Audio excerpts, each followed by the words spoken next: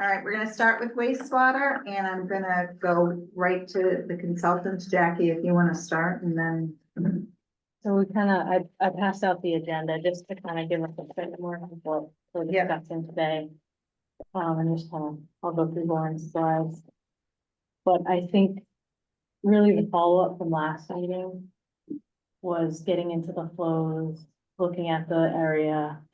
And then I think the new revelation is just that given the rezoning on Route 6, and kind of re-looking at the whole plan, we wanted to move in a different direction. Yes, you want to say it that way, and, yeah, I think the big picture just driving our discussion was really re-looking at kind of what that phase one area was gonna be.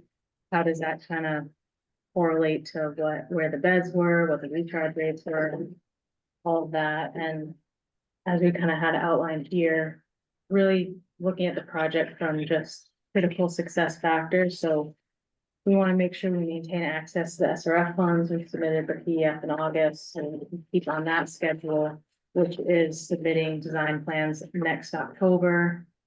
Going to mid spring 2026 and look to get contractors under contract sometime in 2026. So we have that date in mind, but on the same note, we wanted to maximize what we were sewering in phase one and make something that was cost effective for the town. So I think we've kind of been going back and forth from the other meetings of what really our sewer area is gonna look like, and that's what these kind of maps that I passed out are. We just wanted to nail down, because really the key part of the schedule for PhD to move forward designing the plant is they need to know what the flows are from the actual area. So that's kind of where we divided it. The new color coding was more of, obviously you're doing this project to get the nitrogen removal. So we're looking at the Minister's Pond sub-embayment. You need 30% of depot sub-embayment, and then 100%, those are all part of Salt Pond. So that dark green area, it just lines up with the watersheds and getting that 100% removal. And then the light green was where we were looking at some obvious areas to catch. So one being the southern part, Town Hall. If you're gonna go all the way down there, that was something the town wanted to also hook up that property while you were there. On the eastern side, you can see Fairview, Deerfield, those types of roads. Those are half cut off by the watershed, but I think it's just logical sense for residents to do the whole road. And that's also near Glacier Hills, a couple roads there. And then we looked at going up Route 6 and getting Atlantic Oaks. And then a bunch of properties at the end of Holmes Road. And that light green is more design not being fleshed out yet. If you're going to get Holmes Road, you have to either put the pipe along Route 6 to get up there or up Old Orchard down Brackett. And then that light, I don't know what color you want to call it. Yellow. Yeah, would be just the other areas that we wanted to consider. So all that colors here, the whole full color is what we were moving forward with now and calling phase one. And So Jackie, that line that cuts through Minister's Pond and up by, well, what is that line? that's just the Minister's Pond sub-embayment that's part of Salt Pond watershed. Jackie, to summarize, as you and I had talked about this, anything that's within this watershed is a requirement to sewer. The blue line. The blue line, so the dark green, and that includes parts of Holmes Road. And in order to get to Holmes Road, the sewer pipe would run down Route 6 outside of the required area, go to Brackett Road, and then down to Holmes Road. So that light green, if you're gonna run the pipe down Route 6 to get to Holmes Road, made a lot of sense to do those areas and connect as you went as well. Is that fair to say? And then a lot of this light yellow area, so Route 6 is just aligning with the town's rezoning policy that the town planner has been working on. So obviously that can't happen without sewer. So that's why we expanded that area a decent amount. And then the other kind of yellowish on the eastern side along Meeting House really just came about because, which we'll get to next, is looking into the Children's Place property as a recharge site. So obviously, if you were running pipes there, you would want some of the nearby streets. And a couple of the roads across from the DPW next to Glacier Hills was more of just looking into residents. If you're running a pipe by there anyway, we want to kind of maximize the area that you're using. And I think a lot of these parcels were on the original GHD plan and the TWMP. So it was just finding some logical cutoff that includes Children's Place, but doesn't get into this iterative process of keep going down Schoolhouse or Meeting House, and then you get to Nauset, and then you get to Brackett, cutting it out somewhere. So really, after, meeting with Jackie, Hillary, and Rich last week, I think we finalized this phase 1 map is what we want to move forward, at least with the design, and be efficient in terms of collecting survey. We'll finish the loading calculations, and we'll get into it as part of the schedule, but what we owe GHD on Friday, so that they can actually move forward and meet their schedule. Does this include all the development areas that you were looking for? Yes, Potential future development, okay. But not in phase 1. no, they're in phase, Sure. yellow is still phase 1.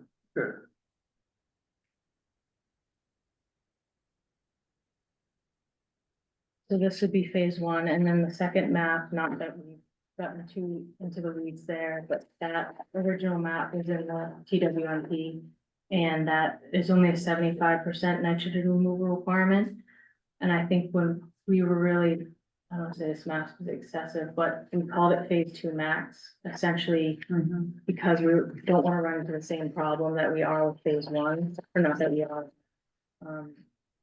You don't want to get stuck in a place where you can't expand. So if we have to come up with the flows for the whole plant, GHD is building the plant footprint now for phase 1 and phase 2. We don't want to cut it off short, and then down the road you decide, oh, I want this neighborhood, I want that neighborhood. We don't want to cut people off. So what this really just shows is what is the absolute maximum that you can have, even if you don't want to go down that route or it's unrealistic, but the plant being designed now is taking it into account. Taking into account all of this phase 2 max. Correct. Yeah. And the coloring was just based on some of the different sub-embayments and what was maybe required, and I think Rich even brought it up at CPC meeting a couple meetings ago. If eventually we have to connect phase 1 to phase 2, wouldn't we want to get a lot of the properties along Route 6? In between. Just making sure So everything's that's the accounted blue, for. the new blue area. Once we get the number on Friday, I think it would be good if we sat down with EP and you and Rich and Hillary to talk about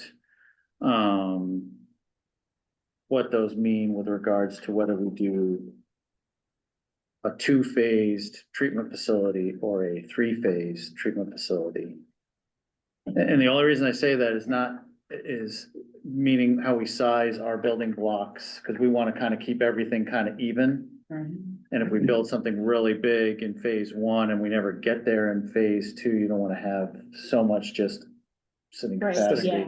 yeah. So we just want to, and it might not be an issue, but I think we just want to see what are those 2 numbers where your phase 1 max and your phase 2 max sit. Do you agree? And Yeah, I mean, you don't wanna overbuild for something, that's 15 years down, down Right, the so road. my understanding of what you just said is we want to have capacity, but no waste. Because we can't, that's a bad word to use, but we want to build for capacity, but not necessarily build it now because we don't want it sitting around, a treatment plant that we're not using. yeah, if it splits better in thirds than it does in halves, that's all I'm saying. Like right now, it's kind of set up in halves. But if we find that maybe it would make more sense if there's so much uncertainty on phase 2 max Yeah. kind of thing, then maybe that would allow you to build the first third and the second third, and that would definitely get you all of phase 1 plus what you think you might need for phase 2 and give you some flexibility. And if you ever do phase 2 and you solidify the number, yeah, maybe you're building the second third and the third together. but you've set up your stuff modular so that you know, and again, it comes also down to the equipment sizing for the SBR, you know. Right. Yeah, I think the big thing is for the building itself to make sure it's big enough to house additional equipment for those later phases, but not, you know, install equipment now. And tankage is what might, you know, lag behind. And that's what I'm talking about in the thirds, It's really the more so tankage, tank not, though, right? it's really just the Yeah. tanks, Yeah. not so much the process equipment. The process equipment is very easy to give ourselves Right. a little Extra more space. wiggle, extra space to deal with all of this. It's really, the tanks tend to get bigger, you know, they tend to get big, and if we, you know. And you don't wanna build a massive tank if you don't need it today, right? I totally agree with that. I think we could have that dialogue. And I think it could be quick, but we just should Sure. have that after we see the numbers, just so we know. And Friday, will we have both we'll have phase one and phase two? Perfect. Yep, both phases, yeah. This is my question, but I guess we don't have that answer. Just on this phase one, do we know that, estimate of the flows of this phase one? Yes, What are those? Yep, we pretty do, much. yeah, we Yeah. owe them, this number by Friday, so we're trying to refine a little bit better, but by Friday we should have it. I feel like we could discuss that before Friday. What's the process you're going through right now to determine? I'm sorry, repeat that, John, Steve? I was just curious, what's going on as far as developing that number? Who's got the lead on it? And, So we owe them this number, obviously based on discussions that we've had with Jackie, Hillary and Rich and you guys to a certain extent, so it's almost there. EPG is giving the number to GHD. all right. Based on recent testing you've done? Or is it through the Most survey? recent water usage, yep, This is, we have an extra, I think, 5 years. But not all these people have water, right? Correct, I mean, most of the mandatory area gives us a good estimate, and then since the original numbers, we've had a decent amount of people on Route 6 hook up. And then we can use their ASRs for, a lot of the small systems there. So GHD went through the same exercise back and I think you had records through 20. Maybe 2019, 2020, somewhere in there. So there's some changes along the way and we're trying to refine those numbers a little bit better and account for future connections and all of that, so. Very similar model that you're using. Very similar model, Yeah. yes, yep. They have an expanded service area and things like that, so Yep. that's why we wanted to make sure, that's why we wanted to go through this exercise, that's why they're going through it, just to, you know, refine what the town's ultimate goal is. We can design the right thing.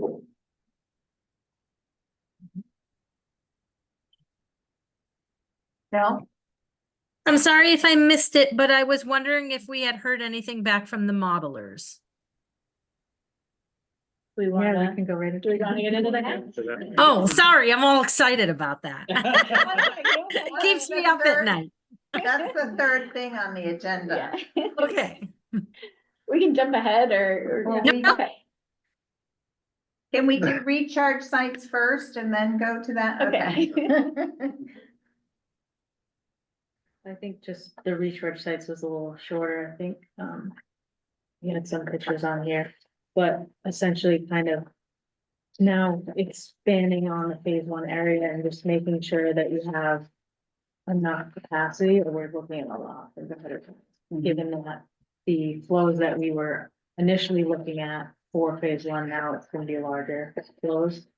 So our kind of concept, we had a site walk this afternoon, and I think our main goal now is just re-looking at the DPW site and transfer station and just trying to come up. The goal would be to use that as the primary site where we can keep all of the recharge and just maximize the site, that site to the extent possible, but then also having enough contingencies in place. So we wanted to look back at Children's Place as an alternate, kind of what was already, it was already evaluated in the TWMP, and GHD had already thought of that place. And I know originally it was, maybe we were worried about residents' concerns and things like that, but knowing that we need a larger flow amount, we have to start looking into other sites or having an alternate pretty much. So did you do the hydro just already? In that original, wasn't the Children's Waste. the takeaway from the last meeting that you were gonna do tests? to Yeah, see how quickly that hasn't been done yet. That's the modeling that that's the Hillary model. wants to talk about.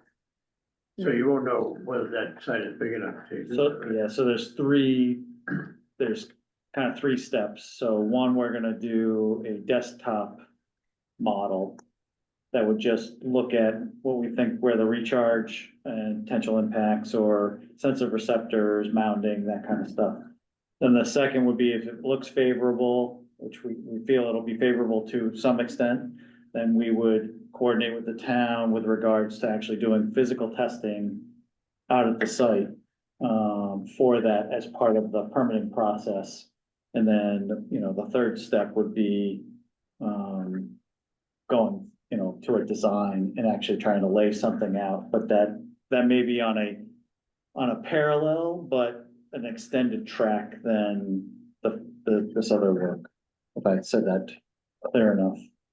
Do you agree? Yes. So in terms of alternate, sites, we didn't have any luck with the Holmes Road property with that fell over those property. We haven't looked at it because DEP, both our group and DEP like the Children's Place site. It's out of the, I don't want to tear down all those trees.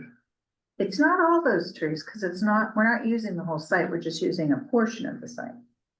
And what convinced me is access through off of Schoolhouse Road instead of access off of where the Children's Place is. So we're working on the Schoolhouse Road side. And what did we talk about? 5 or 6 acres as opposed to, that's a huge parcel. The site is like 40 acres. 40 acres. Yeah, so. Wasn't there a question about access from that side? Yeah, we'd have to take an easement over a private road. Which, you know, for this purpose wouldn't be a big deal. And there's some topography concerns On the other side. on this side from the daycare. And that's part of the reason it was kind of looked at initially as non-favorable because of that. But, you know, we did walk the site is fairly large. And then the bulk of it in the center is very useful. So at least we think so. And it's outside of the required sewer area, which is big, right? 'Cause Perfect. if you're gonna recharge within the sewer area, then you gotta sewer more to remove more just to be able to recharge the extra that you putting back into the watershed. And I think we should be able to do it so there's a buffer of trees. Yeah. So the sand beds are kind of tucked in. And the environmental lobby that I went to check this out seemed to think it will just replace one habitat with another. So we'd end up with a second Sandy Meadow type of habitat. Is it in the, zone 2? No, It's outside of it? it's outside of That's everything. good. Only a tiny little sliver of the parcel. So, yeah. Yeah, what we'd have to do is when we remodel it, is just see where that goes, because one of the things is when even though technically recharging within Salt Pond, the modeling didn't show that any of our effluent was actually going back to Salt Pond, so, we'll have to that's again, that paper exercise, seeing where the stuff goes. And we haven't done that yet. But No, 'cause with the water system. no. We had identified, when we did the first planning, just the history is, we identified 4 locations that we wanted to look at. So it was this property, the DPW site, what was formerly the Tea Time property, and then the property we called the sand pit. It's right next to where one of the water towers, where the water tower is. So those were the 4, and then as we started getting into the site evaluation task, we walked all the sites with the town and we reviewed all those different things, and then we said, well, the DPW site is really the one we really want to focus on. The town was trying to do some redevelopment at Tea Time, so they wanted us to look at that. And then we said, well, there's some other things that make the Children's Place a little less favorable, so we took that off the table, and we did some work up at the sand pitches because it was very easy. We didn't have to clear anything. If we were to do site work at Children's Place, we would have had to basically cut in a road and get into where we actually want to do the testing, and so there'd be clearing, and it's just more cost, and we figured, well, maybe it's worth to focus on these other ones, and so that's why we didn't do that testing now. Moving forward, it sounds like we still want to go back there, so let's investigate it, and then, you know, the town will have to do some of those things in order to get in there to where we want to actually test in the middle. Is there still a chance that the transfer station site could handle everything? There's a chance that it can handle all of phase one. I'm not sure on if it can handle everything, phase one and phase two. Physically, it can do it. It's the potential mounding impacts. Is that sort of the same as a perk test? No, so Oh, mounding is. Yeah, mounding is the result. The lens. The lens of the- Because of the recharge going. Yeah, so we've remodeled it because, modeling through the computers, just trying to figure out how big that is. Taking out some of the, septic systems that are recharging and things like that. That's why we need the final number and Lauren's gonna talk about the results of that. I don't know when, we could probably just, if we wanted to just sort of jump into that discussion unless there was something. more Good we wanted to segue. talk about. Yeah. Yeah, right? Yeah, so as far as the Children's Place site or whatever we will name that, in the future, Jackie had asked GHD for a cost for the modeling, so I have that from the modelers, I need to get that QAQC before I send that over. Since that was an out of scope work. So I guess the one other thing with the recharge bed options, just to, I know we have this drawing here before we move on. It looks like we have more availability at the site. Do we have a way to share? Send it to Kayla. Can I emailed it to myself so that I could email it. Email it to Devin, he can bring it up on the screen. And Devin. Is it, And I can email it to Hillary. D. Oh, and Baker. Sure. eBay, okay. So why does the DEP like at Children's Place East versus Holmes Road? Isn't Holmes Road closer and require less development? dash MA. Well, I think one of the issues with, Is he the doing it more or we is- get into it, the You want me to mounting do it? Yeah, that they're okay. concerned about is that there's a wetland right next to Holmes Road or vernal pool. What was it again? So the closer we get to Baker. that, then it's the worse off. Which, keep in mind, there are vernal pools around Children's East Place, but Hampton. it's Dash more going through the MA. exercise to not have only one plan. .gov. It just seemed like it was shorter to that. What was that fellow's name? Bruce McGregor. Right. His No, it property. definitely is a shorter run, but you have to do an easement over the DCR. Oh, no, well, we've done that before though. But it took 2 years. We're better It at took over it 2 years. No, it's not about it being But better at it it. just It's seems about, like there's less clearing, there's less disturbance of the land. yes, no doubt. I mean, I don't know what the financial aspect of it is, but it's gonna cost us more to get the discharge area in the Children's Place than it would be on an open piece of land. Yes. So, Sorry. So I sent that out, hopefully it gets there. Looking for it. Okay, perfect.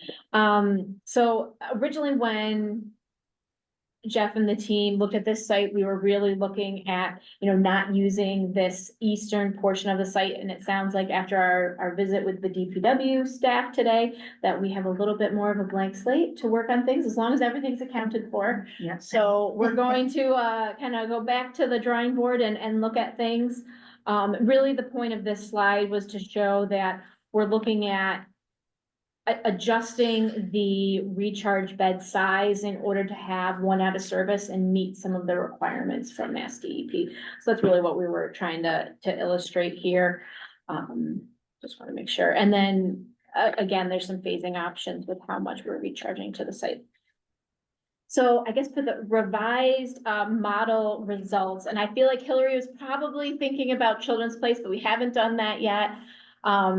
But we decided to have our modelers use the original model that included the original phases that we were looking at, not this updated one with these parcels, but what was originally I guess I'll call it area 1, 2, 5, and 6, and then 1, 2, 5, and 6, including the phase 1 area, which was blue, for anyone looking at the PowerPoint, on the bottom, and then taking away that portion of the parcels outside of the Salt Pond watershed. So we ran the model at 115,000 future average annual, which I know right now is less than what's proposed, but we were going with the numbers that we had. And that equated to an 80% max day, which is the number that DEP has us do the model at. Okay. And that was 270,000 gallons per day, but again, it's associated with that 100. Sorry. Now, I'm gonna keep them What did moving. the red box? We were looking at reorganizing how. But the state came back and said, well, if you wanna ask for 7 gallons per day per square foot, then it's gonna slow the whole process down. If you ask for what's the max allowed under their guidance documents, which is 5, we can move forward. So what we did is said, okay, we've in the past been successful at getting facilities to 7 gallons per day per square foot on the Cape. But we didn't want to slow the project down, so we said, okay, if we have to use 5 gallons per day per square foot, which is the loading of the bottom area, and want to take a bed out of service, we're not gonna have 50% offline, which is what the first, when there were only 3 boxes, there was, or sorry, 4, but the 2 phase 1 boxes, which were that one and that one, and we had just those 2, we could take one of those out of service and a 7 gallon, the whole thing, and have 7 gallons per day per square foot and recharge it all. So what we said is, well, if we split these into smaller boxes, can we take 1 or 2 of them out of service and recharge at 5 gallons per day per square foot and still meet it? And that's what the red boxes basically show us, that we could basically recharge in 4 of them and then take 1 of the little ones out of service. So it still gives you a bed to rest. And these are physical beds. Yeah, so the lines are just, I mean, we haven't, because we still don't have the final number, we weren't gonna spend a whole lot of time laying things out because we knew things were gonna change. So we can, they don't all have to be squares. They're just, right now, we're just trying to get even sized, recharge. The geometry of this. Geometry, yeah. Yeah. The geometry at this point, yeah. And Fred, they look like raised garden beds, only just sand. I've seen one. of those. One of them is already lost, so. So for the model run that runs that we did, it was, like Jeff was saying, 1 full bed out of service. So that was, 33,000 square feet out of service, which with that revised sketch that we had would be, much more. So this was essentially the worst case scenario from before that we had. So the next 2 slides show the results of the scenarios that were run, and I was gonna actually, I meant to. Roughly, yes, they're, yeah, plus or minus. So we're happy with the results. So it's around 0.1, 0.2, right around the wetlands to the west. And I meant to bring, I don't think I have it for comparison, but to show what the original model showed, that hadn't taken out the septic flow from those parcels. So this really we knew it was gonna help, we just didn't know how much, but we were pleasantly surprised with how much it did good. help. Cause I think with the previous model, I wanna say it was around 0.5, much farther out. Yeah, it got a lot closer, but Yeah. because we didn't do intensive feet. So when we did the original modeling, we only went in like 1/2 foot increments, and then the state really wanted to get down to this 0.1. So that's why we were happy with this. And we haven't played with the sensitivity of, the next steps are, we distribute our flow a little bit more over the site. And we know, hey, now if we're taking out more recharge around the area, there's more properties that were being sewered. We take those out and recharge more water. Are we still around that 2/10 of a foot? And then we start those conversations with the state. Find out how, ecologically sensitive. Yeah, ecological sensitive areas. Yeah, how ecologically sensitive that wetland really is, and then that'll determine if it's not that sensitive a wetland, then maybe we can keep recharging more flow there. and that's what we'd like to do. We'd like to maximize the flow at that site. Yeah, so the one thing you can see from the two scenarios and which is kind of the visual, so this is scenario 1A took out that those parcels outside of the salt pond watershed, whereas the other one, had those parcels sewered. And you can even see just that little bit of difference actually moves the mounding, area out, in or out. So that's when, now that we'll have this, we'll be able to, play with the model a little bit, on what parcels are in and out, and then also where the recharge beds are located. Right now, these recharge beds are located essentially as close to that wetland as they would be. So if we do have the ability to open up the other parts of the DPW site, we might be able to move them a little bit more to the east or maybe northeast. We've got some new ideas, going on after our meeting. But so this was really good. So based on this information, we know we would be able to get a certain amount of flow at the DPW site. As our meeting, went with DEP, we are going to pursue having that wetland specialist come in and look at those wetlands. So that was something that, we wanted to talk with, you, Jackie, and Hillary about, working with that, private property owner that the wetland is located on, to make sure we can coordinate with them and, put out, monitoring, well if needed, and then, do any testing and get on their site if needed. So we'll pursue that to make sure that can happen. So that's our modeling results right now. And, we'll be, with approval, we would go forth with modeling the children's play site as well. That's a basic question. What's the significance or the importance of the mounding? I see it goes from 9/10 of a foot to 1/10. Why is that? I can cover it and then Jeff can put in with any good tidbits. So basically, it has the potential to impact the habitat of the wetland itself as well as some of the, yes. So if the water table varies more than a tenth, tenth of a foot, it has the potential to impact the habitat and the flora and fauna that are in the wetland. So just to give you, we had to do the same thing in reverse for water. So we had to prove that we had to pump the wells and prove that we weren't lowering. More than whatever allowable. Yes, Yeah. and we still do. We still have those monitoring walls in place. Some species are more sensitive than others, and so that's what we have to figure out what exactly lives over in general, or resides over there. On the flow numbers, remember last meeting, we had two really kind of wildly different estimates from you guys and from you guys, I think.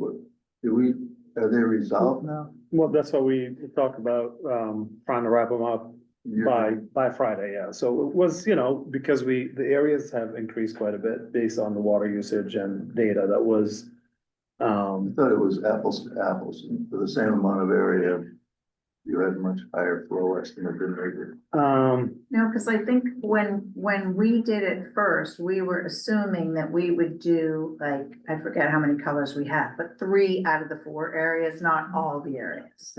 So we did pick up one big, and then the second change that's happened is that we're much more honed with the new zoning numbers so that you can start to see if we build out that area, what capacity we need. So And the true water numbers are huge too. I mean, that's a huge difference. The actuals. Yeah. So the final number is gonna probably be closer to the higher estimate than the. Yeah, but the advantage also is see that on that figure, see how there's spots that are open, that don't have the orange shading, that are right around the treatment plant? Yeah. You're now gonna be storing that, so that, and some of those that create flow is flow that's actually gonna be, that septic load that's actually gonna be removed. So that has an advantage to the model. So for everything that's potentially has an influence on the groundwater mound in that area, that's now gonna be sewered, that doesn't show up, shows up on your map here, you're gonna get some advantage. So that, and I can't can't say how much of an impact it is, but that's what we're gonna model. That's why we needed, this figure, and then when they give us the flows, then we're gonna say, okay, here's the new figure, so we'll need that in GIS, just so we can have our guys pull those parcels. And the associated flow data with that, so we know that we're pulling out the right, we have to add a factor to it. Right. And once we have that, if we have the water use data for all, if you tell us, hey, each of these parcels and assign that average water use to each of the parcels that's highlighted, then we can pull that data out easily.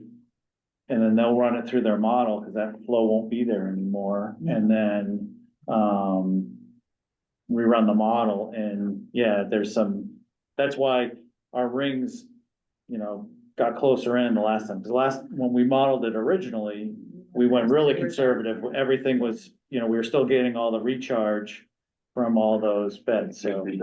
Should be a positive impact anyway. Yeah. I mean, that's. Yeah. Yep. We're just gotta figure out how far we can go, and then because we are still showing that the way it's modeled right now, that there is more than 1/10 of a foot increase at that wetland, we need to do that study. And then once we know, 2/10 of a foot or 2.5 of a foot, talking 3 inches. If 3 inches isn't significant to the critters and the plants that live there in that wetland. Where's the Then- wetland down on there, roughly? So if you go due west from that red square in the middle. Yeah. And look at those little blue, there's, Oh, right around Minnesota spot. yeah, Is that Minnesota? no, Minister's is below, so that's due south. They're Oh, that's just, the wetland? those blue circles are the wetlands, Are so the where the outer thing looks like an ear, kind of like, Yeah, yeah. there's a wetland just inside that's the one that we're probably most concerned with, Okay. so. Yeah, so I guess two things I want to mention to add on to that. So, in addition to the flows design the treatment plant. And the parcels data is what influences the hydrogeological report. So that's why we need both things in tandem. And the other thing too, I wanted to mention that I know once we get the numbers and Jackie and I will work it out.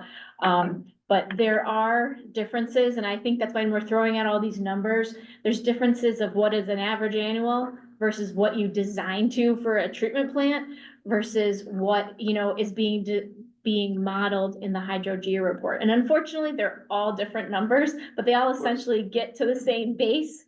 So, but at some point we'll have a table that will describe that for everybody, so we don't have kind of I know I mentioned at least 3, so I know it's not easy to keep track. So once we have it set, we'll be able to share that with everybody. Those were a couple things I would add. So I guess Hillary, did you have any additional questions? When is field work Molly? scheduled? Is that her Yeah. question? When is the field work scheduled? Yes, Judy, of course. Now. So we've been contacting our sub-consultants, and now that we know that we essentially have the full DPW site, we can, get that agreement set up. And yeah, could start getting that scheduled. We already talked with Kim at the site to let, anyone who comes to the site to let her know. I think the biggest thing, Hillary, is we can't start any of the wetland field work until the town has some kind of agreement with the property Oh, owner. yeah, we gotta do Yeah. that. So you have a right of it, I mean, and so, We have to talk about who's the best one to call him. so. So we need a right of entry that would allow our surveyor, a soil boring contractor, and our archaeological people on there. Okay. And then to find out if they would be willing to, we're not sure exactly, but we may need to put a monitoring well and also maybe what we call a piezometer, like something in the, in the wetland itself, so you could see the relative rise or fall, of the wetland. Okay. And then obviously access, so Should you reach out to DEP and figure out which wetland scientist they're gonna send out with you before we start making arrangements for what we're gonna do? Or is this a standard sort of No, so- operating plan? So we hire our wetland scientists and do that work like you guys did for the water. So we would tell DEP, this is what our wetland scientists found. And this is what the condition is. And then they're gonna have to assess on their end, yes, we feel that your wetland scientist gave us enough information that we clearly can see that the species of both plants and critters aren't gonna be impacted by what we think is the mounding. And then, you know, once we have that, then that lets us move further. If they say, well, we'll let you go to 2/10 instead of 1/10, then we have to figure out at what point does our 2/10 line stay outside of that, that blue circle. And we'd have to have the surveyor actually like survey it to know exactly, I mean, this is a GIS map, so we're gonna wanna know exactly where that wetland is. So when we do the mounding, we can argue that we could put our survey on there as opposed to, you know, a GIS blob. Is that one property owner's plan? I think so. And why does the line ripple around there? It's the way that the model interacts with what they call a boundary condition. So The boundary condition. so the boundary condition of the pond is modeled in a particular way that says when the water hits that, that's how it's gonna interact with that water body. Again, this is modeling, so it's still big The rest of the picture. lines are even. Yeah, I mean, it's the same reason that your zone twos have funky shapes to them, so, you know, it's, we like the little bend. Yeah. But yes, it does look odd.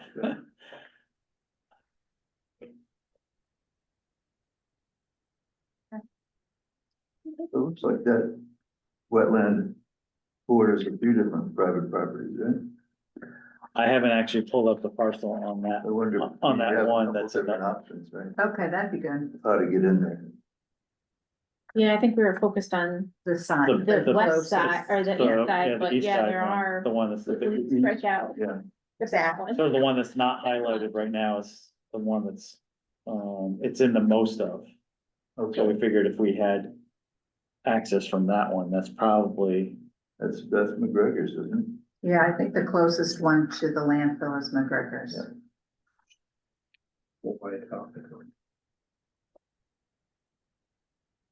Could send Hillary out. I have some other folks to visit about PFAS. I may as well hit them all up on Yeah. one trip.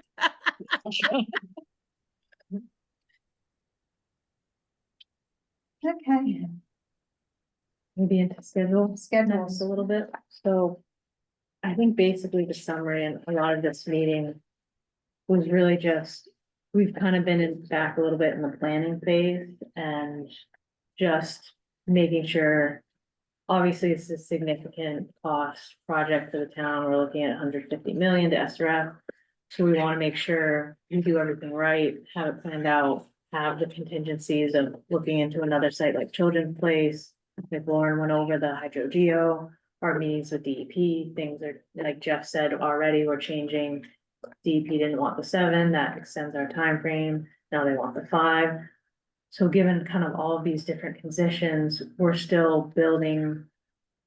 The schedule to the same date, but making sure we're still working on all the tasks as we go.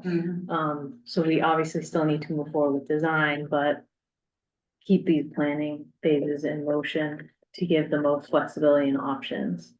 So right now we kind of have, some handouts, obviously, like. Warren has the very detailed critical path schedule for the plant all planned out. We're really, our number one goal is just to get the funding and maximum and not lose out on that funding from SRF. So that's kind of, we're backing into that October 15th date is when, say like, 70% design plans, we would want to the state by the 15th. Going through all the review process, then that leads the bidding into 2026.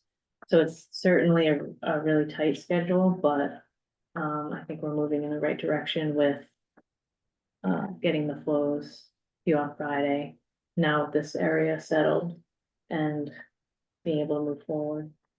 Great. And, Lauren, can we get, Yeah, The so critical- I have a copy, but it's, needs to be QA/QC, but I do wanna send this out. okay, great.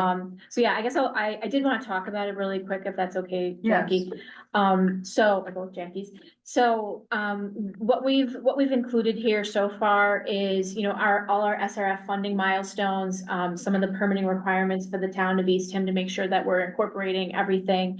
As well as, I put in some collection system information, mainly because it does influence the overall schedule. So essentially, you can't be sending flow to a plant that's not built. So when I, you know, put in some of this information, and Jackie will help me refine it, but I just wanted to see, you know, how far out are we talking? And, you know, it is a ways out, because you'll have to do something in order to encourage or force everyone to hook into the system so we have enough flow.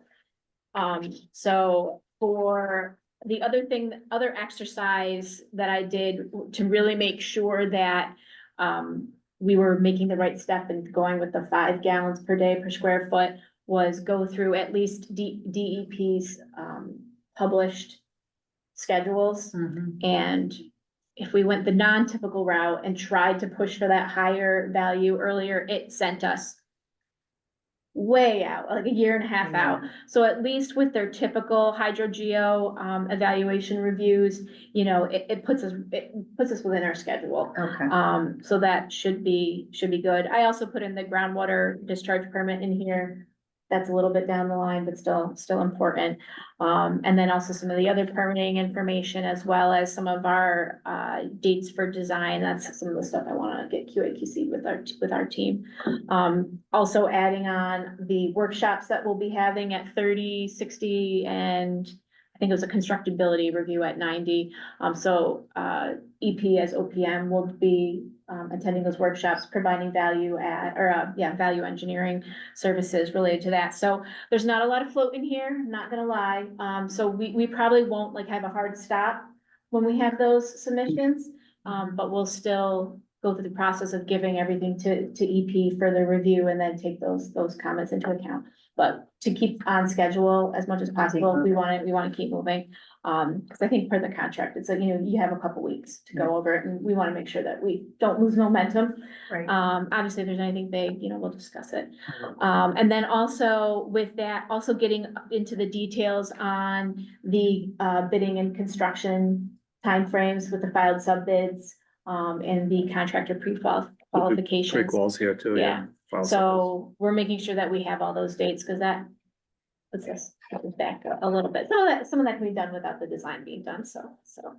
But I want to get all that lined up, so it's getting there, and we'll send a draft out, so you guys can. Okay, great. See it. So when I get that, I'll send it out to the capital projects, so. Other than, so there's obviously the schedule and the advantage to the 5 gallons per minute. Why do they care? DEP, why they, you know, distinguish between 7 and 5, and then what's the, is there The change in 5, modeling? yeah, so the 5 is what they have in their guidance document, so essentially it's the regulation, Yeah. the standard, and you have to request additional reviews in order to go outside of that guidance value. Because 7 would raise the mounting numbers higher, or No. be more It's, hazardous to the it's, environment, or? no, it just means we could do it less space, but it makes them, the higher that number gets. Yeah. That means that you can load more water on a smaller area. So if the area doesn't change and we keep loading more water, that just means we can put more flow there. Right. But they look at it like, okay, well, we're comfortable with 5, But if you start going to 7, are you gonna stress the bed? Or you go to 9, you're gonna stress the bed. You go to 15, then all of a sudden that margin of safety keeps dwindling and dwindling, and they get more antsy about it. So if we can get through with 5 and not have, and they can just say, it's kind of like a, what do they call it, something approval, Conditional. no, it's like it's like a non-conditional approval, like you don't. Yeah.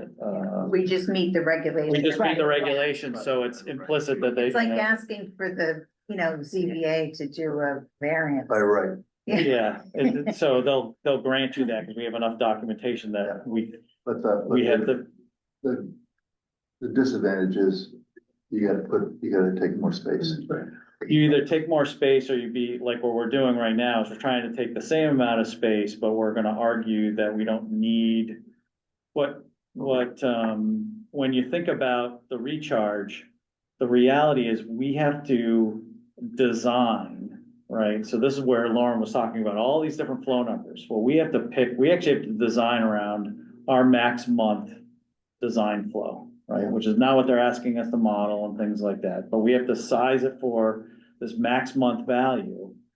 But when you're on an average annual, like an average day, you're not gonna be recharging anywhere near that same thing, because you're gonna use probably that same area of space, but you're gonna be dumping less flow. So if we design it and at max month, we can recharge 5, and we can have one of the 5 beds out of service.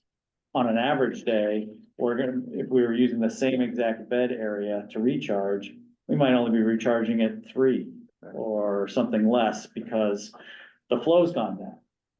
And so that's why I'm not so concerned about the fact that, how many beds we have available in reserve for them.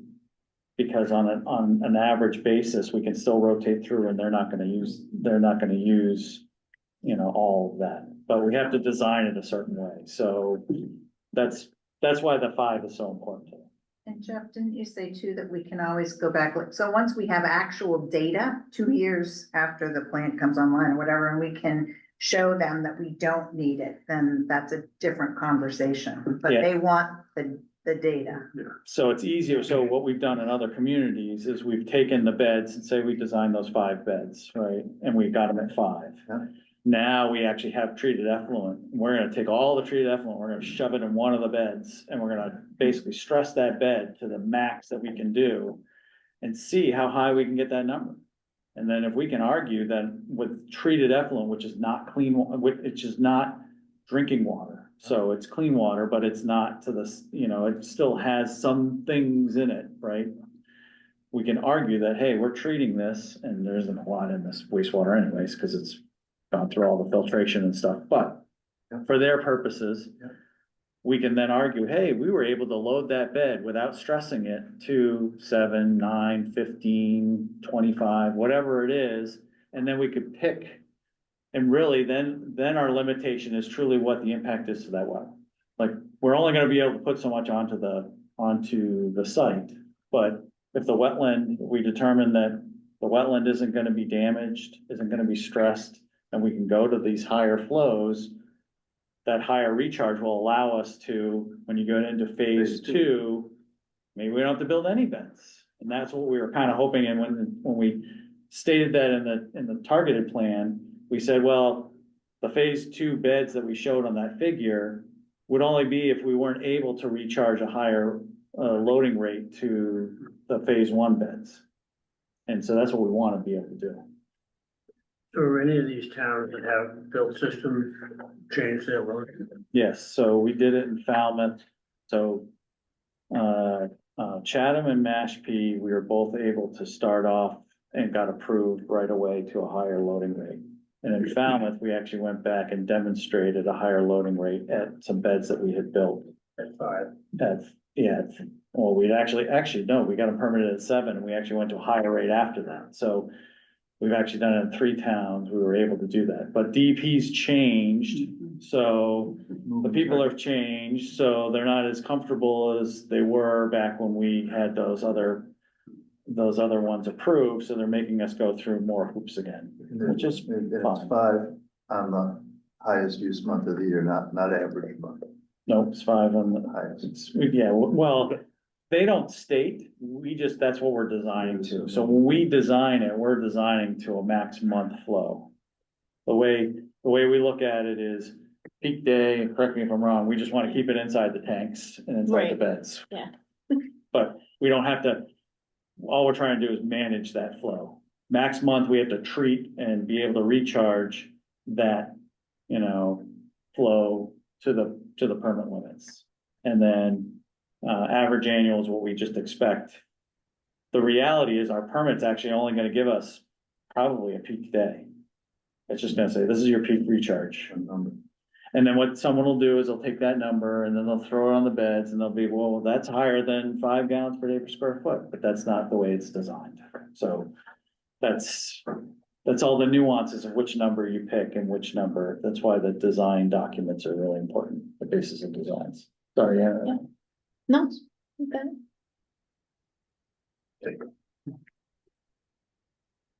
Mr. Permits. All right, I think I might have figured out, I think the main update there was that Lauren and I worked together on a new list of permits. Okay. And we have those incorporated into the schedule.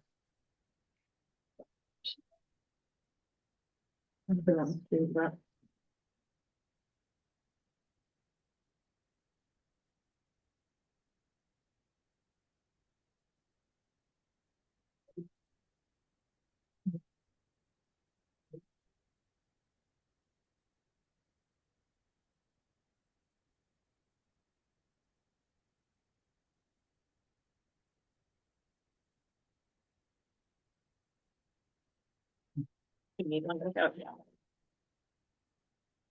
Oh, sorry, thank you.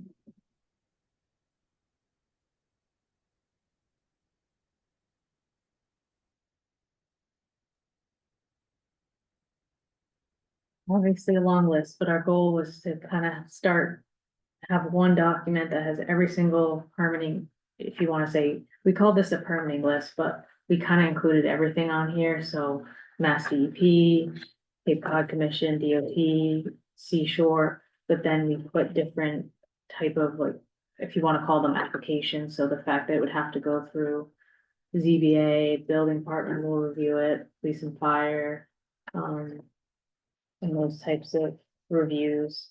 And there, are just other things of just items that we'd have to put into the bidding documents to think about versus just a permit. But the goal here being, make sure we have one comprehensive list of all the permits on the project. The different agencies, is it state or federal? Is it gonna be just for the collection system, just for the plant, for both? And then, EP and GHD will work together on who's the lead on submitting it, reviewing it. And just different approval types, whether or not it's a permit, just a funding date or a review date, things like that. And then we're incorporating these permitting, like Lauren already mentioned, she has the DP timelines in the schedule and how that will impact our schedule, but wanted to briefly touch on that.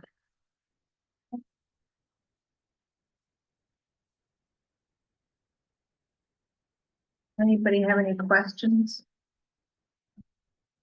Not. So did Dennis get the money from the beds? Dennis, yeah, they bid it, didn't they? Yeah, they did a town meeting. Did Yeah, they get town it? meeting. Oh, I don't know. Town meeting did, okay. Is that part of the approval process? The town meeting has to approve it, right? Mhm.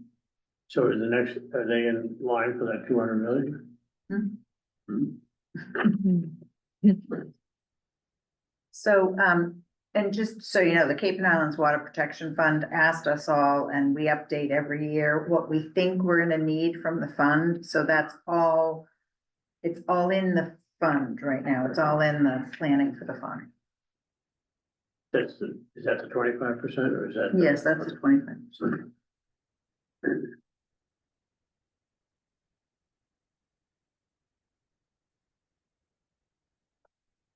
All right, thank you. Maybe just one thing, Jackie, Okay. just letting them real quick, just letting you guys know that we are going to reinvigorate the public education and outreach campaign. So we'll be doing some more intensive outreach starting soon so that folks are aware of what's going on. We're meeting on that soon, don't we, Hal? I don't think we have it scheduled yet, but we have asked Okay. Kayla to set something up for Jackie, Okay. you, me, and her.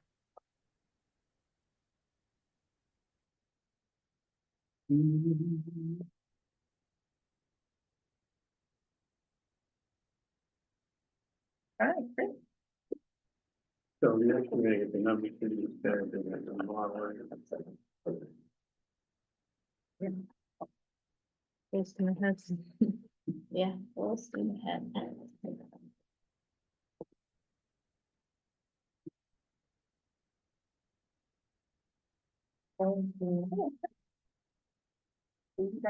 We're gonna move on to another project. Okay. Well, nice meeting you all in person. Thank you all. I don't know where the camera is. Right. Yeah, there's cameras all over the place. They're everywhere. The ongoing saga, What? the ongoing saga. Rock Harbor Oh, Rock Harbor, yeah, going south, is that what you said? Saga. saga.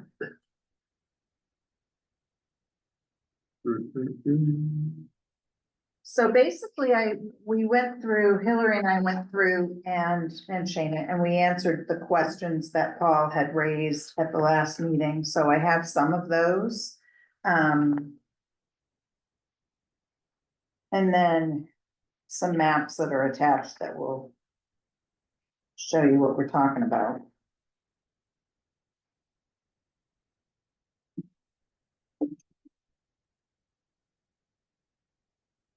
I had called Shana, but I never got a return phone call. But I did get some plans and everything from the town of Orleans. Awesome. And I do question, Which dredge are we talking about? the first paragraph is fine. Because it does say the Army Corps of Engineers moved the dredge line. Mhm. So I have to accept that. Mhm. My question was, who changed the dredge line? Now, it does say they did, that's fine. But I do question, It also said it in the report that Bob did in December of 2020. I never saw that. Well, it was available. Yeah. But I do refer to that other ramp location that I've talked about. That is not called the high bank by engineers. They have drawn it out that it's not a high bank. And it's invasive species. And my whole question is, as I look at Cape Cod Bay, there are stairways going down all along the bay of a high bank. But this did you read, you gotta read my thing, okay. So the Wetlands Protection Act identifies areas that need protection as banks, wetlands, coastal wetlands, beaches, dunes, flats, or marsh bordering on the ocean, an estuary, a creek, a river, a stream, or a pond, and any areas subject to tidal action, coastal storm damage, flooding, and or riverfront. The activities that the law protects are any activity proposed or undertaken within the area specified, and you know that that's a buffer zone of either 100 or 50. Okay? Rock Harbor is not any bayside beach or even an oceanside beach. It's simultaneously categorized as a coastal bank, a coastal wetland, a beach, a dune, a flat, a marsh, an estuary, and we found out when we were permitting the building, it's also a riverfront. It's designated as in a V zone as a special flood hazard area, and it is the most high-risk flood category. It's flooding regularly, as you know. So there is no way that any of the permitting agencies are going to let us do something that will alter the bank, because that's what we're protecting. And it doesn't matter whether it's Phragmites or marsh grass or dandelions, if it's there and it's growing on the bank, they do not want us to touch it or interfere with it or shade it or move it. So we had Fort come and basically charge us what, $290,000. And if they know all that, why do they even go into design and do borings and everything? They haven't charged us 200,000. That's the cost estimate of the long permitting process that we are at the beginning of now. And it doesn't matter that they've done it before. They have to use, all new data has to be presented to all these agencies, and there's several of them, as you know. Why wouldn't my proposal be a maintenance problem? As I said here, if we go back to that set of pilings, and this is another look at it. If we go back to this area, which is here, I can answer the question. I Okay. answered it right here. Solution number 2. The current U.S. Army Corps of Engineers regulations require the docks to have a minimum of 18 inches of water at all times. so we're gonna take the docks out. That's, right now, they are not going to take away what we have because it's grandfathered in. But if we touch it, what FOF is saying is you have to go through the permitting process, and all they will do is tell us that there is another alternative. And they don't care whether it's But more the, expensive or not. when you take my scale, if we move these docks at all, a boat coming in to get to the courtesy dock, the courtesy dock now is set back almost 45 feet. It restricts a boat to get to the courtesy dock. Well, I am not recommending that we move forward with the FOF plan. I am not. I am recommending that we do nothing. Just so you know where I'm coming from at this point.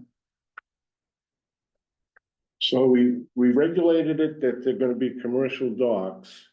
And we got a 31-inch ramp at a 31 degree to walk up and down at low tide. You can't get to your boat up and down the ramp and carry anything on that ramp At low tide. at low tide. And now we're gonna be assessed a much higher rate, the same as the north. This is the next year we're going into the full rate. And we don't have access, and it's a fire hazard. You talk with the fire department, if there's a fire at the harbor, you're supposed to undo your boats and let them drift away. We're sitting in the sand. We can't even get off. So that means if a fire happens there, everybody's gonna lose their boat because they can't float. Every single time we've talked about this for the past however many 7 years, years. you come up with a new issue each time, Paul. We're not, I don't want to talk about this anymore. The next step, once the committee talks about it, is that I'm taking it to the select board because we have been struggling with this so long. And I mean, we can choose to spend the remaining money doing what FOF is recommending, but you don't even want that. I don't think So- the state's gonna allow you if you move them out. We'll And know what that. Orleans is doing with their big boats going in, if we go out, there's no channel left. Bob is aware of what Orleans is doing. Well, I talked with our DPW director and our harbor master, and I talked with the harbor master in Orleans, and he said, it's gonna be really tight, because when a boat backs in, it starts the radius of a circle, so when you got 50, 60-foot boats over there, those boats are gonna be turning almost onto the front of our boats and our slips. And it's gonna tie up anybody trying to get to our slips. Well, again, my recommendation is that we do not move forward with this project. Wow.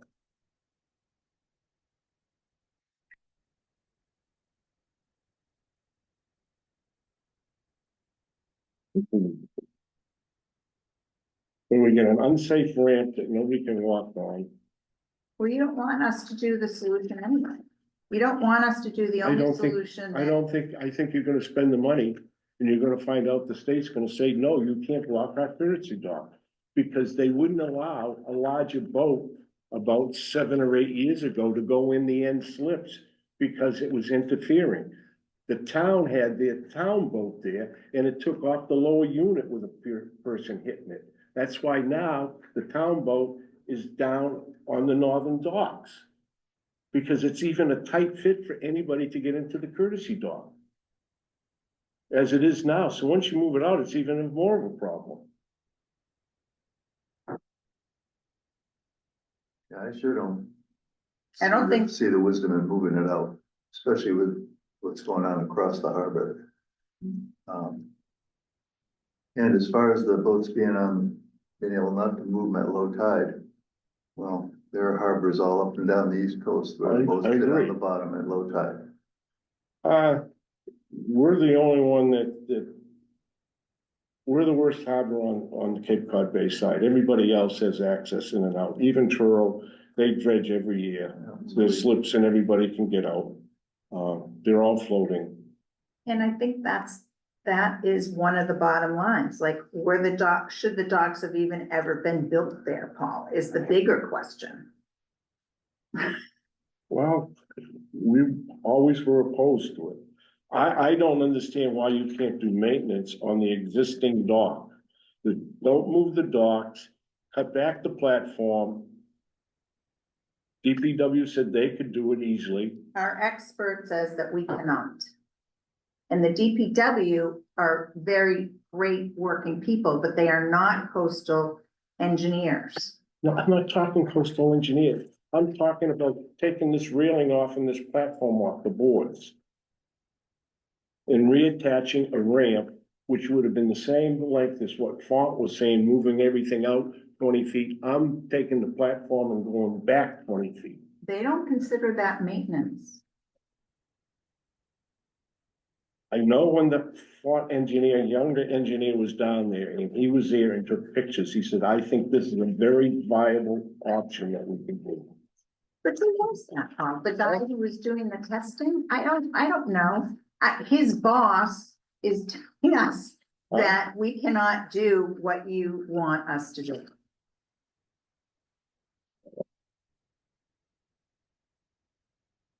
I don't know why we even had Font in here. What a shame.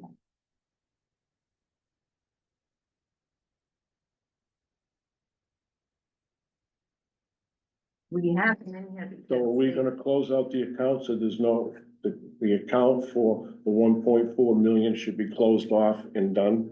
No, it has to go back to town meeting to be reappropriated for land use at landings, use on the dredge, used on something else. Or you can just close it off. No, we can't because we actually have money. It's not a borrow, we actually have the cash. Town meeting could close it off probably. But we can't return the money because we borrowed it, so You don't take it as you use it and pay? No, you issue a bond. we had to issue a bond and We issued a bond, we get the money from the bond, now we're paying interest on it. we did a short-term bond for Yeah, ban. a ban for the first few years, and we just bonded it with a group of other projects 2 years ago. So we actually have the money, Cash. not just an appropriation. It's I know the other towns, when I was in Barnstable, when they got the money, they took it as they used it. We do And that, then when there was a surplus at the end, Well, they we would do that close when the we- account. when we pay contractors, in this case, we're not thinking of paying a contractor, so the money is sitting there, we need to. And we're paying interest on it for 7 years that we never used it. no, that's Well, not true. Well, if you took a bond out, you're gonna be paying on the total money, aren't you? Yes, and I mean, Rich can tell you exactly how much. You're also making interest on the money that's sitting there in the account. So it Which is was probably- packaged with other borrowings. And for one of the problems we have with the tax rate that people don't understand is that the water borrowing does come on every 18 months. So we borrow it, $15 million at a time. And it's staggered over the first 10 years, so we're still, Those are the way most of the projects I had operated on. well, this is kind of a small project. So when the ban, and it also took longer, so the ban expired and we rolled it over into a bonding that we were gonna be doing for other projects. Ban is a short-term bond. Yeah, so, I mean, I think Rich's, suggestion when we talked about it the last time, was to put it into the landings projects, because we have a lot of landings projects that we're looking for capital for, and this would be a similar type of project. So for Hemingway, Collins Landing, those. And that would be a vote at town meeting? Has to be reappropriated for another purpose. Or we can leave it there and use it for the next dredge. Those are the two options. Which Whole is, problem, if the dredge line keeps moving, we're not even gonna have a channel anymore. I don't know. I would have really questioned why the Army Corps of Engineers moved it. well, you were here then, I was not. They moved the dredge line of 2015. In the permitting process. Yes, but what I'm Not saying in is, 2015. That's Yes. when we actually did the dredge. 2015, when the bid went out, it went out with the dredge line that was proposed by the engineer, and the Army Corps of Engineers changed the dredge line. I had a meeting with Ms. Vanderhoff on that. Okay, see, so you were So, there. yes, but now what I'm saying, that dredge line that was incorporated in 15 is not the same dredge line that's there today. Right. That the Army Corps of Engineers, and I just found that out today with the writings that you just handed me. So my question is, what happens in 5 more years? Is the dredge line gonna change again? And we're not gonna have a harbor. It's possible. It's also possible it could go the other way. I mean, we don't know how nature moves, Or how the Army Corps of or how the Engineers- Army Corps of Engineers is going to view it. Right. Because even on the northern things, the way the dredge line went, which I was gonna show you on the plans I had, everybody tries to get out and come in at the minimums. Because we only got a small shadow over high tide. But where that dredge line is on the northern docks, they're gonna be backing in where it's not dredged, and their props are probably gonna go in the water, go in the sand.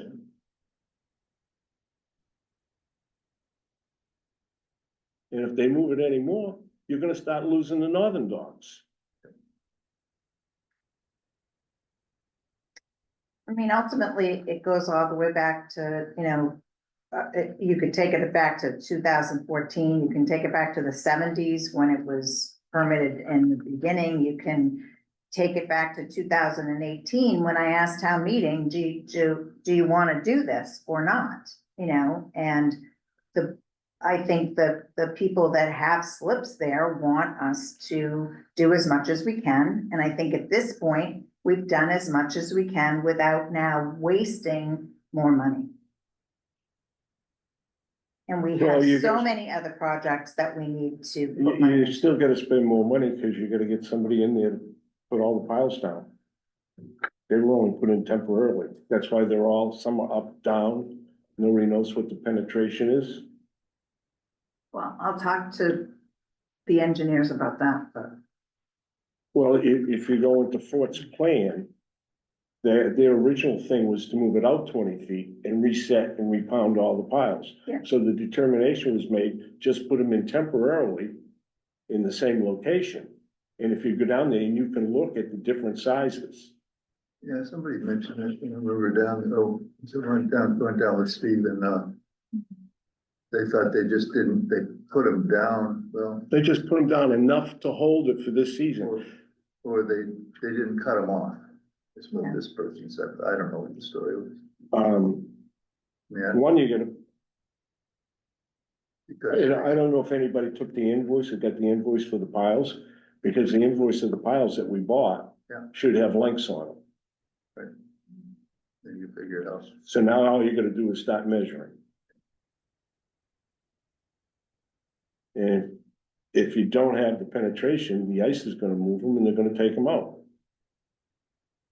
And the other question is what Font was saying, if we're leaving everything the way it is, does that mean we're gonna redo all the floats? To protect the bottoms, because they're not designed to sit on the bottom.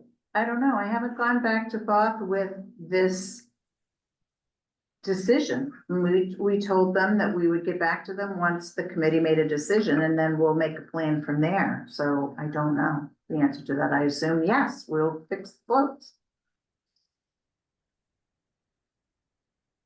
Is there, as long as they're not in warranty, but they should be out of warranty by now. Oh, yeah. Because the way those floats are sitting with those piles and the weight they're pulling it out, because what happens is when the tide goes out, the main float stays on the sand and then the finger floats go out and they drop down. So there's a lot of stress being put on those piles.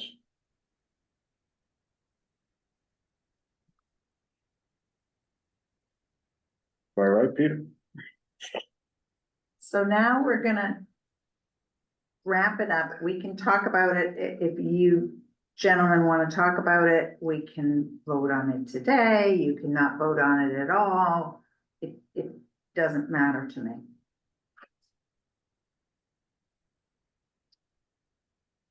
There's no option. It's gotta be leave it the way it is. That's, I mean, that's the conclusion that I've come to. I don't want to continue to spend money permitting something that no one wants us to do. And that's, you know, we don't have confidence in the option, so. Steve, did you wanna?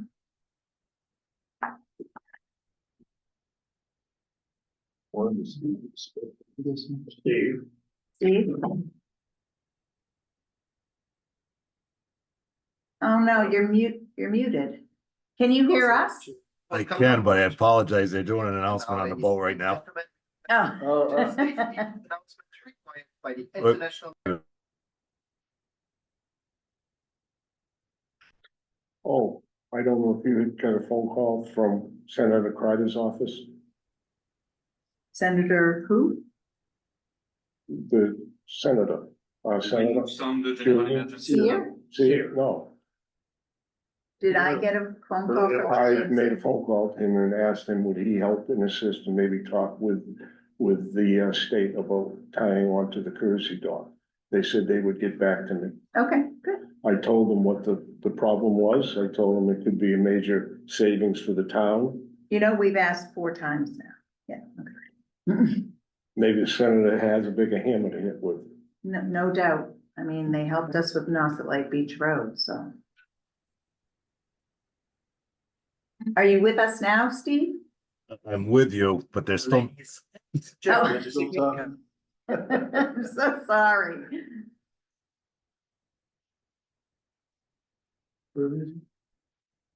And seriously, why didn't she call me? He's on a boat out of When I left a Toronto, message yesterday. going up the St. Lawrence Seaway. She wasn't here And then yesterday. they're gonna go Was down she the here coast. today? Down to Oh, Florida. and that's She's on acceptable. vacation, that's why she's Okay, not here just- today. Okay, Yeah. all right. interesting. They're Vikings moving the boats around. Oh, I see. Go for the ride. I mean, they've got pretty interesting that they have to say that. Yeah, really don't mind. I don't know. So it's big orders, yeah. It's upsetting. I understand. While we're here and we're waiting. Assembly Station 1 is located in the living room on deck 5 forward. Oh, yeah. Station 2 So, is located in the aquavit bar on deck 5 after. Cost that we are gonna incur Is allowed is during your to time of cover work. piles. Because Please walk. we're deciding not to move them up. yeah, So we will incur those costs. And we expect that, because we're asking them to come back. and do that. To the lake. We will make sure they're in the ground far enough.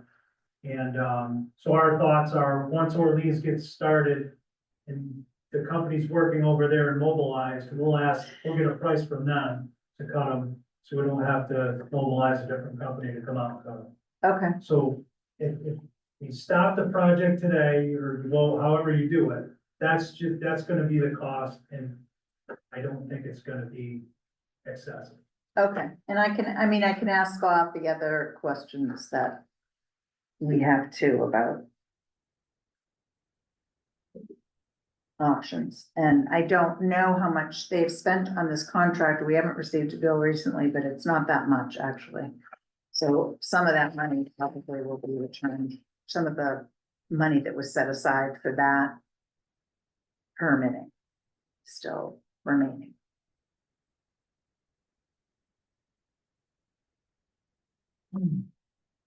No? Using one of the. I apologize, they've got this thing going right now.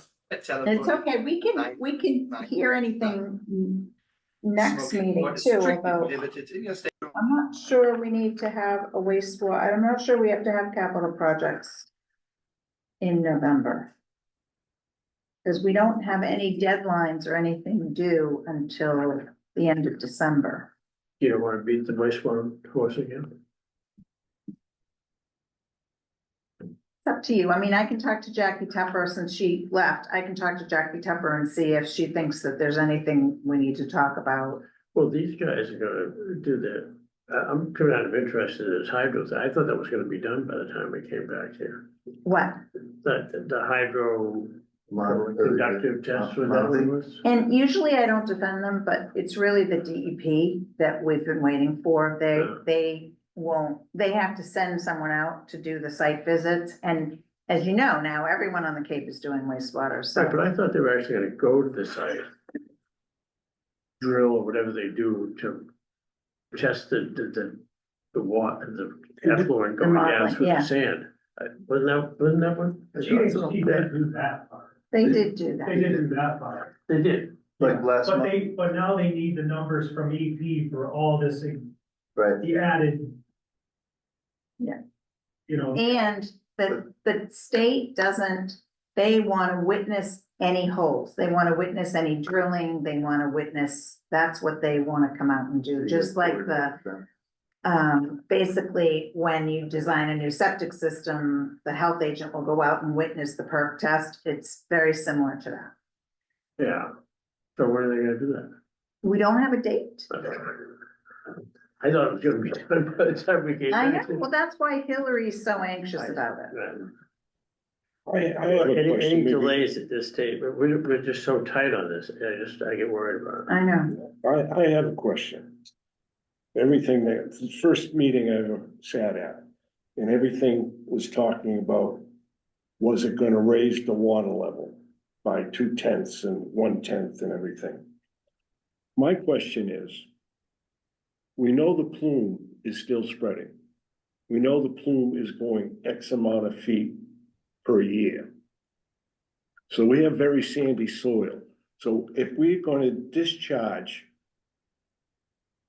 300, 5,000, or whatever the gallonage is, back into the aquafilter, is it going to accelerate the plume's movement? One of the things that we learned during permitting of the water system, Paul, is that there is no plume. That 1,4 it doesn't attach to soil, so it's moving and it's not moving in particular directions other than towards. It's like a scatter shot. It's gonna move wherever it wants to move from landfill. I'm not talking about the discharge of the sewerage. I'm talking about the plume at the landfill. Right, that's what I'm talking about too. 1,4 down. 1,4, and they're thinking, since we have not done anything there since 1993, so the landfill was capped in 1993, that the leaching, everything that's in the soil and gone now is gone. There's no new 1,4 being released, other than in people's septic systems, which, you know, because it was only recently taken out of products that people used in their homes every day, just like PFAS. But I'm sure, So we have Answer your monitoring question. wells all around the landfill that get tested. So the question I asked Arthur Antonino and you before, are the levels decreasing, increasing, or staying the same over the last 3 to 4 years? they keep I don't know the answer, but I can get it for you, but basically the DEP keeps reducing the amount of testing that we have to do. So we were paying $250,000 for testing 10 years ago. Now I think it's less than 50. So that would show me that the results are such that they believe that, it continues to go down.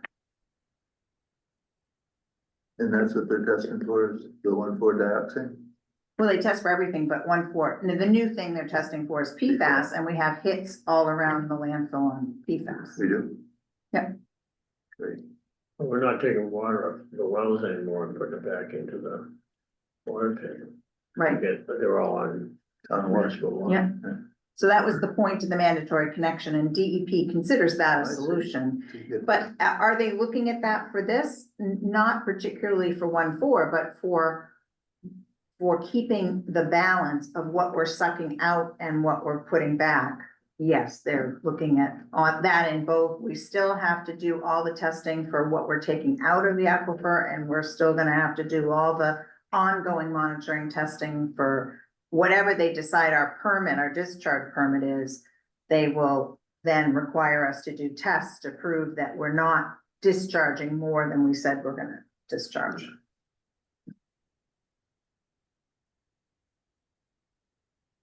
But there are 4 wells are in the mandatory area that are not connected to town water, that are gonna have to be connected to town water because PFAS is within a certain number of feet of their well. So they should have connected before anyway. And this is a new contaminant that's coming out now? It's new, maybe the past 10 years they've talked about it, but like the past 5 years, it's accelerated. And From it's in every Massachusetts landfill, It's all across the. everywhere, all across the country. There's a movie about 10 years ago. Yeah. where they It's bad discovered it in stuff. Delaware. And again, they've taken that substance, it's just like the 1,4-dioxane. We weren't even required to test for it, and then all of a sudden we started to test for it, and then as soon as they figured it was carcinogenic, which took them years, then they wanted the test to be more sensitive, and then when the test was more sensitive, we got hit. Yeah. So same thing with PFAS, and now, the good news is that we don't have any PFAS in the Sentry, any of the Sentry wells around our 3 wells. But we do have it around the landfill, and that was to be expected, I think. But it's, they took it out of the fire foam and they've taken it out of a lot of products, but. Mostly it was a fire foam, what I had read. Yeah, but it must have been something else that got dumped in the landfill at some point, because it's in all the landfills, so. Yeah, I think it's all that furniture that had the non-flammable. Oh, that I could think be, yeah. That's all PFAS. Yeah, and mattresses, we used to Teflon, bury frying mattresses, pans, the waterproofing Yeah. stuff you spray on your motorcycle suit. Teflon cookware. Yeah, all right, So, Steve? Yeah. You're good? good. All right. We will, I'll close the meeting and then I'll get back to you on the date. It would be, if we have a meeting, it will be the 2nd Tuesday. But I want to check with Jackie Tupper and just make sure. you wanna vote on this, on, Rock Harbor? Yeah, I'd love it if you feel comfortable doing it. If you don't, Okay. then, Steve says, Yep. I do. I'm comfortable. okay. Mhm. So are we pressing pause or are we? I think we should. You Go ahead. If you want my opinion, we looked at the general cost of this thing being so exorbitant for very, very few spots. It seems to be better opportunities than spending that money within the town with all the needs. 12 slots is not a lot of slots for $800,000. You got a viable dock now. It's not what you want. It's not the best, but it works. And we talked before about limiting low tide access to the Hmm. docks.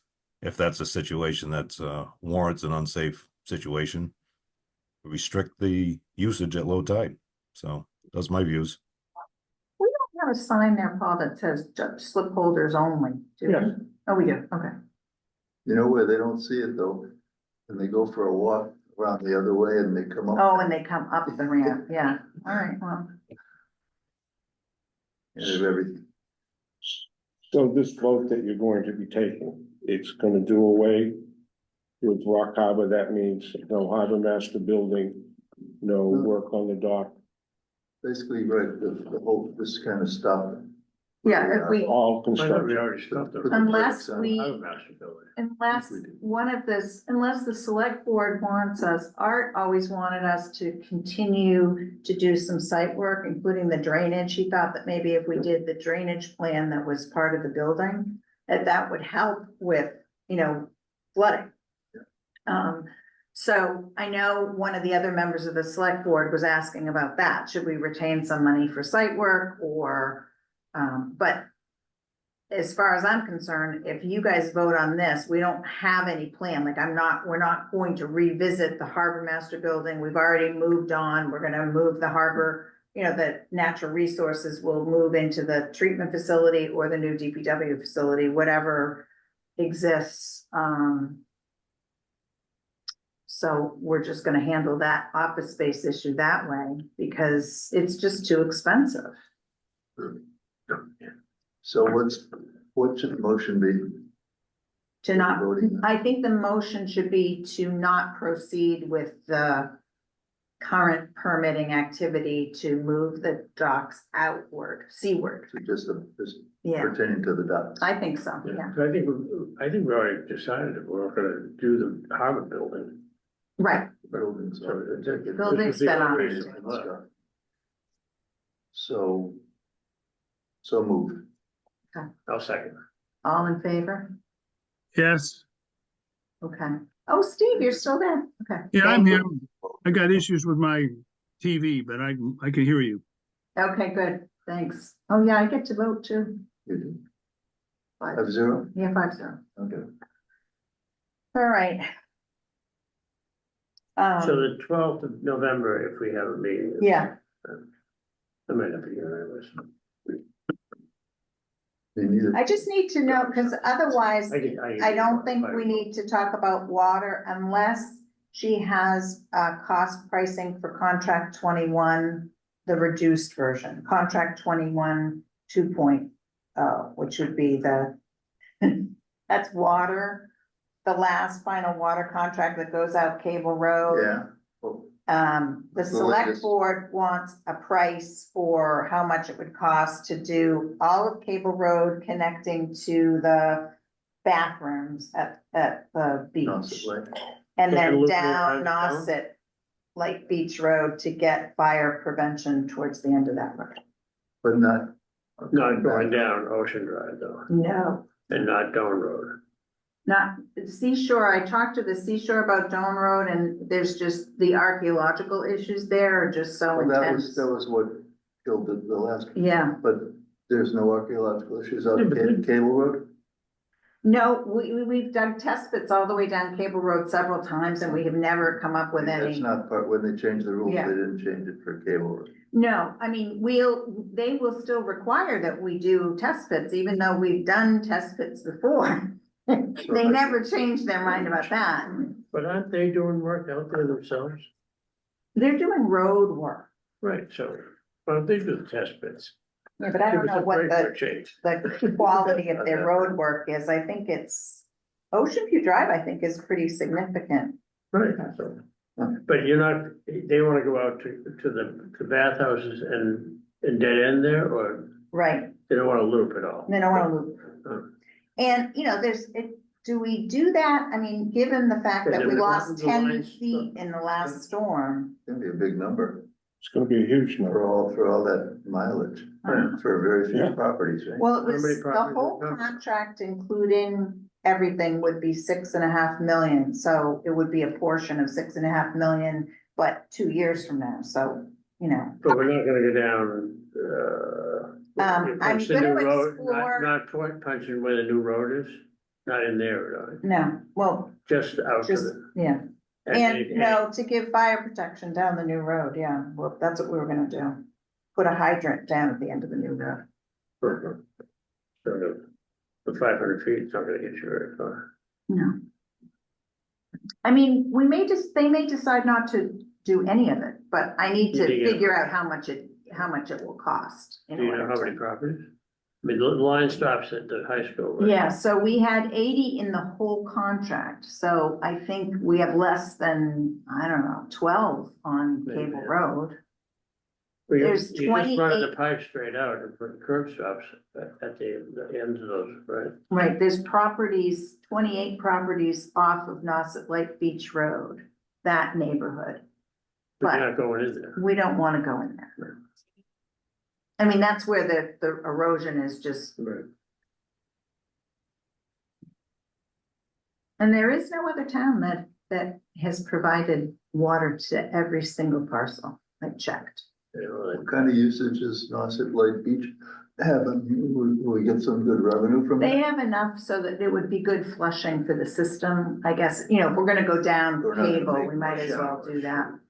Not gonna make money. But I don't know how much, He's not gonna make up that 100 money. years to pay for that pipe, right? No. I don't know if, honestly, the bathhouse is gonna be there that long. Yeah, it's true. You know, Yeah, it's true, Well, it's they- true. They kind of fixed it to the ground. They didn't Yeah. make a portable bathhouse. so that would be the only reason, the only reason we need to talk about water is if Jackie comes up with those numbers for us. Okay. And then, wastewater, I'm pretty sure Not gonna have it. we're not gonna have it for that in November. It would be early December would be perfect because the end of December is when we're supposed to get our first look at the plans for the treatment.